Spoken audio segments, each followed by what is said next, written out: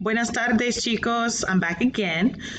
Some of you have been asked questions about grades, so you want to know what you're missing.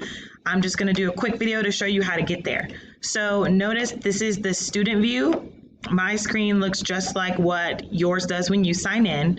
Of course, I'm a fake student, so I'm not going to have some of the things you will.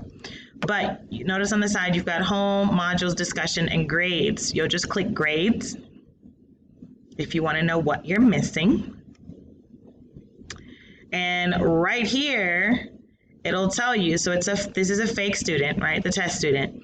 So the test student hasn't done a lot of things. It says missing everywhere you have not submitted an assignment. If it has been submitted, it would say, and it was late, it would say late in that box. If it's been graded, for example, the pronoun quiz for the test student was graded, they got a 0 out of 15, then there's your score.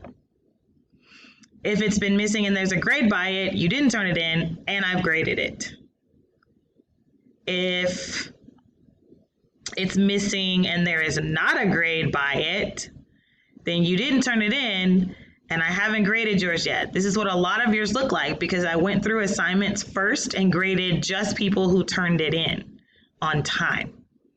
So as I'm going in and starting to do grades again, and starting with week 1 and week 2 modules, I'm going in and putting zeros for all the things that are missing. All right, let me see. I don't think I had anything late. Yeah. I'm still having some issues with this syncing to Canvas, but don't worry about that. We'll get there. Just keep in mind, this is how the easy way to know what you're missing. Oh, I should show you too. So when you find something that you are missing, if you want to know what the assignment was or how to do it, all you have to do is click Speaking with Sarah. So then it comes up and it tells you didn't submit anything, but if you come to the top and click Speaking with Sarah, it'll take you right back to the original assignment so you can see what it is, do it, and turn it in.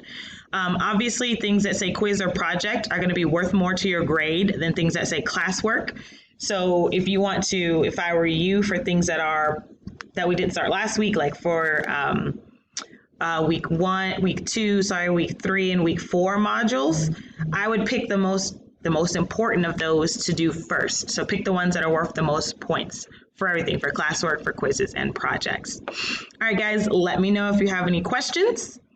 And that's it. Nos vemos pronto.